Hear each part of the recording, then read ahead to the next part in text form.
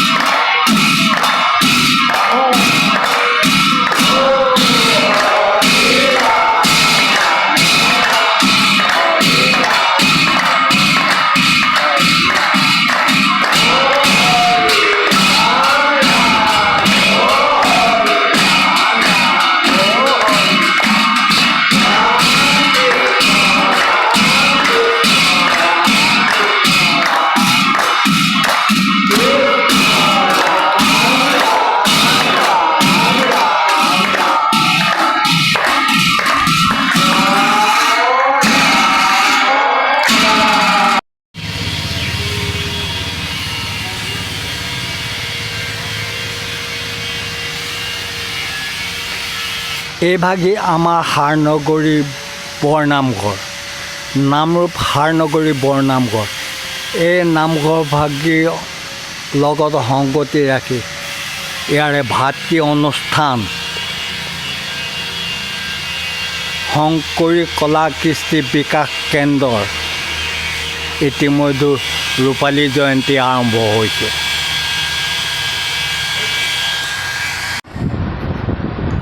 আজি আমি শংকৰী কলা কৃষ্টি বিকাশ কেন্দ্ৰৰ সৌজন্যত যিভাগে ৰূপালী জয়ন্তী আৰম্ভ হৈছে, সেয়েহেতু আমি নামঘৰত তেওঁলোকৰ কৰ্মশালা ভাগি হৈ আছে। এই কৰ্মশালা ভাগিত আমি উপস্থিত হৈছোঁ আৰু ইতিমধ্যে ভাগ্যবশতঃ আমি চিপাহা সত্ৰৰ ডেকা সত্ৰাধিকাৰ প্ৰভু শ্ৰী শ্ৰী গিৰীশ মহন্ত প্ৰভুক লগ পাইছোঁ। তেখেতৰ পৰা আমি মুখা শিল্পৰ বিষয়লৈ দুআষাৰ শুনিব বিচাৰিছোঁ। কৃষ্ণ, আপুনি কওকচোন, মুখা শিল্পনো কি?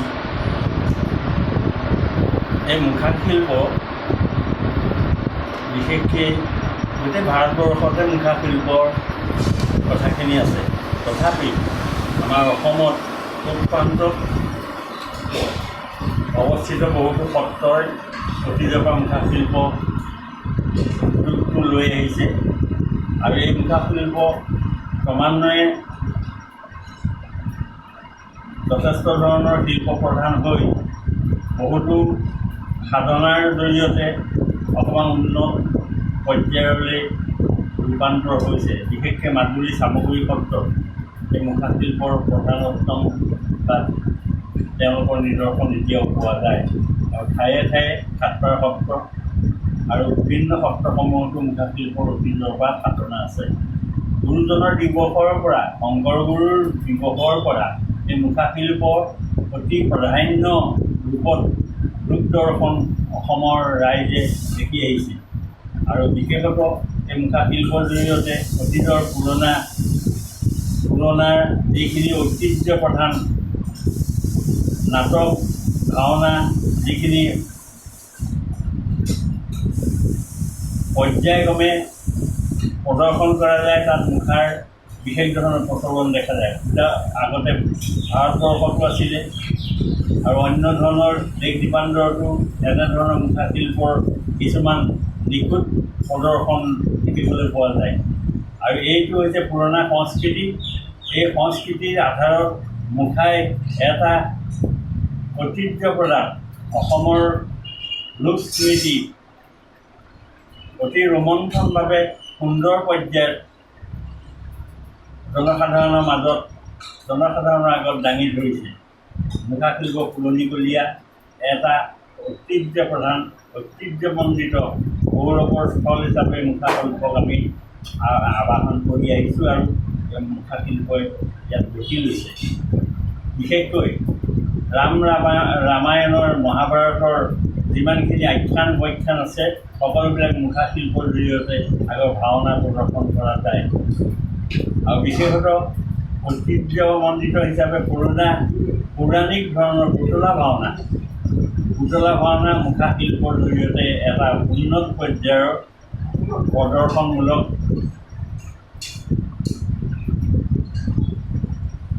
ব্যৱস্থাৰে সৈতে ৰামায়ণ মহাভাৰতৰ কথা, আখ্যান উপাখ্যানৰ যিখিনি কথা আছে, এইখিনি ৰাইজৰ মাজত বুজাবৰ কাৰণে অতি সহযোগ্য ধৰণৰ এটা আয়োজন আগৰ পৰা আমি দেখা পাওঁ। গতিকে মুখা শিল্পৰ যিটো পৌৰাণিক মনৰ যিটো মানে শিল্প প্ৰধান সাংস্কৃতিক দিশত যিটো পৰিপক্কতা, সেই পৰিপক্কতাটো অসমত বিশেষত সত্ৰসমূহে এতিয়াও ধৰি ৰাখিছে আৰু বিভিন্ন পৰ্যায়ত মুখা আগবাঢ়িছে। আমাৰ ইয়াত বিশেষকৈ নামৰূপত এতিয়ালৈকে হয়তো 2-3বাৰমান কৰ্মশালা হৈ গৈছে। এতিয়াও সেই ৰূপালী জয়ন্তীৰ নামত এই কৰ্মশালাভাগ মুখা শিল্পৰ শিক্ষাৰ কাৰণে কৰ্মশালা আয়োজন কৰিছে, যিটো নথৈ আনন্দিত হৈছোঁ যে এইটোৰ ওপৰত আগ্ৰহ কৰি সকলোৱে যথেষ্ট ধৰণৰ মুখা শিল্পৰ ওপৰত যথেষ্ট তেওঁলোকৰ নিজৰ বুদ্ধি ব্যৱস্থাৰে সৈতে আগবাঢ়িছে আৰু মুখা শিল্প উত্তৰ উন্নতিৰ হকে আৰু বিশেষতঃ এইটো প্ৰধানতম এটা সাংস্কৃতিক দিশ যিটো সংক্ৰান্তত সকলোৱে গ্ৰহণযোগ্য বুলি মই ভাবোঁ। ধন্যবাদ। ইতিমধ্যে প্ৰভু গিৰিমন্ত বড়োৱে নামৰ পদ আছিল যদি নামৰূপ তেখেতে ত্যাগ কৰি ইতিমধ্যে তেখেতে চিপাহা সত্ৰৰ দায়িত্ব ল'বলগীয়া হৈছেগৈ। চিপাহা সত্ৰৰ সমস্ত দায়িত্ব গ্ৰহণ কৰিব লাগে কাৰণে তেখেতে নামৰূপে এতিয়া তেখেতে গৈ পিনে চিপাহা সত্ৰত দায়িত্ব গ্ৰহণ কৰিছে। তেখেতলৈ আমি ধন্যবাদ জনাইছোঁ। কৃষ্ণ।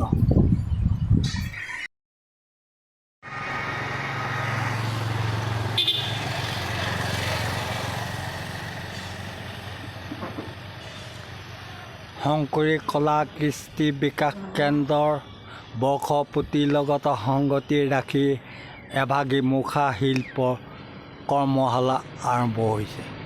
এই মুখা শিল্প কৰ্মশালা ভাগিত বিভিন্নজনে শিক্ষা গ্ৰহণ কৰিছে। ছাত্ৰ ছাত্ৰীও আছে আৰু বয়োজ্যেষ্ঠসকলেও ইয়াত শিক্ষা গ্ৰহণ কৰিছে।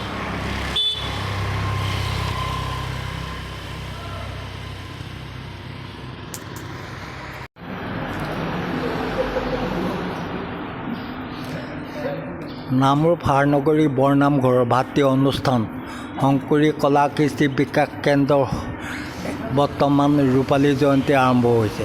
এই ৰূপালী জয়ন্তীৰ লগত সংগতি ৰাখি মুখা শিল্প এভাগী কৰ্মশালা আৰম্ভ কৰা হৈছে। এই মুখা শিল্প কৰ্মভাগীত প্ৰশিক্ষণ দিবৰ কাৰণে বাহিৰৰ পৰা প্ৰশিক্ষক আহিছে। তাৰ লগত আমি পৰিচয় হ'ব বিচাৰিছোঁ। আপুনি কওকচোন আপোনাৰ পৰিচয়। হয়, নমস্কাৰ। মই মাজুলী চামগুৰি সত্ৰৰ পৰা আহিছোঁ। এই হাৰনগৰী বৰনামঘৰত মোৰ লগত দুজন সহযোগী আহিছে, মনোজ বৰা আৰু ত্ৰিনয়ন শইকীয়া।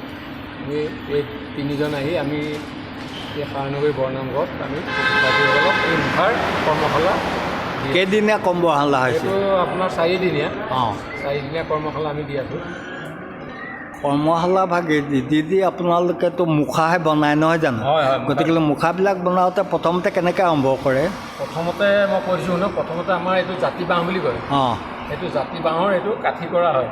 এনেকৈ অঁ, পিচকৈ এইটো কাঠি কৰা হয়। অঁ, এই কাঠিটো কৰি আমি এনেধৰণে কিছুমান তৈয়াৰ কৰোঁ খাং। অঁ, এই খাংবিলাক যেতিয়া তৈয়াৰ কৰিম, তাৰপিছতে এই খাংটো যেতিয়া হৈ যাব, ইয়াৰ ওপৰত আমি কি কৰিম, কুমাৰ মাটি দি কাপোৰ মাৰিম। এইটো দেখিছেনে? এইটো বাঁহৰ ওপৰত এইটো কুমাৰ মাটি, এইটো কাপোৰটো মাৰি দিম। এইটো কটন কাপোৰ। অঁ, তাৰপিছত এইটো যেতিয়া শুকাব, এতিয়া শুকোৱাৰ ওপৰত এইটো দেখিছেনে এতিয়া কেনেকৈ চেহেৰা বনাইছে গৰু গোবৰে দিছে। অঁ, তাৰপাছতে চেহেৰাটো যেতিয়া হৈ যাব, অঁ, ইয়াৰ ওপৰত পুনৰ আকৌ কুমাৰ মাটিয়ে কাপোৰটো মাৰি দিব লাগে। অঁ, তাৰপিছত ৰ'দত শুকুৱাই মিহি কৰি ৰং এতিয়া দিছে, এয়া এনেকৈ ৰং কৰি আছে, তেওঁলোকে ৰং কৰিছে ৰং নহয় কৰি জানো? আছে। গতিকে এটা মানে 5টা পৰ্যায় হয় এটা মুখা বনাবলৈ গ'লে। 5 পৰ্যায় হয় ন? 5টা পৰ্যায় হয়। 3 দিন 4 দিন লাগে এটা মুখা বনাবলৈ। এতিয়া আমি এনেধৰণে মুখা কলাটো কৰি আছোঁ। এইটো জগতগুৰু শ্ৰীমন্ত শংকৰদেৱৰ এইটো মুখা শিল্প।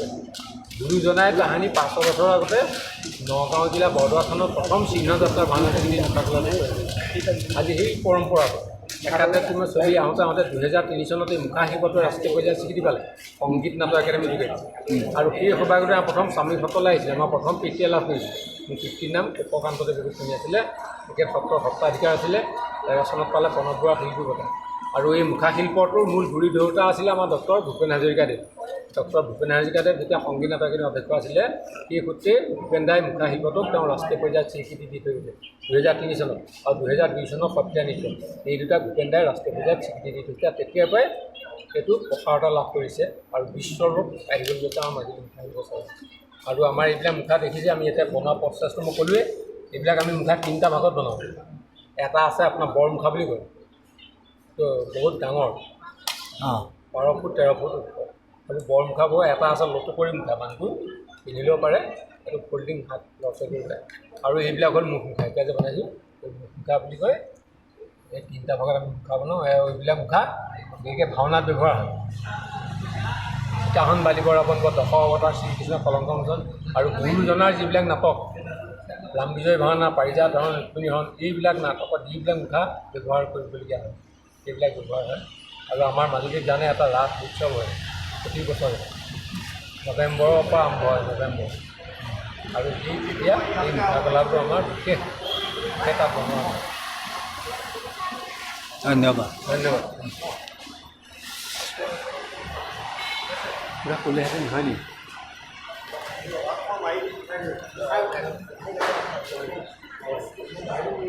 অঁ গ'ল গ'ল গ'ল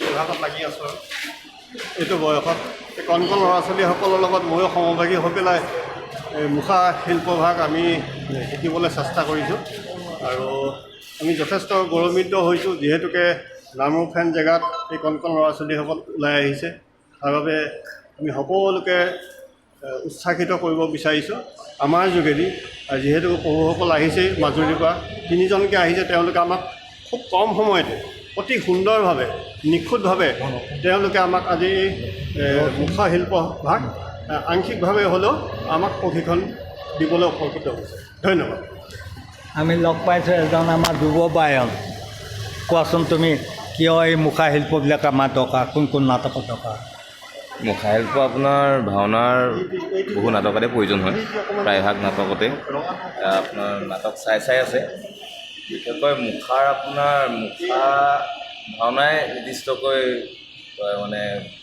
মানে প্ৰদৰ্শন কৰা হয় মাজুলীত সেই বিষয়বোৰ উপস্থাপন কৰা হয় আৰু এইবিলাক আমি নৱপ্ৰজন্মই শিকিব লাগে গুৰুজনাৰ এক অমূল্য অৱদান গতিকে আমি চেষ্টা কৰিছোঁ ময়ো সহযোগিতাভাৱে আগবঢ়াই বাইদেউ মন্ত্ৰীসকলৰ লগত যে কিমান দূৰ আগবাঢ়ি যাব পাৰোঁ আপোনালোকৰ ৰাইজৰ আশীৰ্বাদ বিচাৰিছোঁ আমি বহুত ধন্যবাদ দিছোঁ এই যে এওঁ হ'ল যুৱ বায়ন আমাৰ নামৰূপ বিশেষকৈ বহুত পৰিচয় বিভিন্ন অসমৰ বিভিন্ন জেগাত তেওঁ গৈ পিনি ইতিমধ্যে প্ৰদৰ্শন কৰে তেওঁ ভাওনা গুৰি ধৰে বহুত ভাওনাত তেওঁ গুৰি ধৰিছে ইতিমধ্যে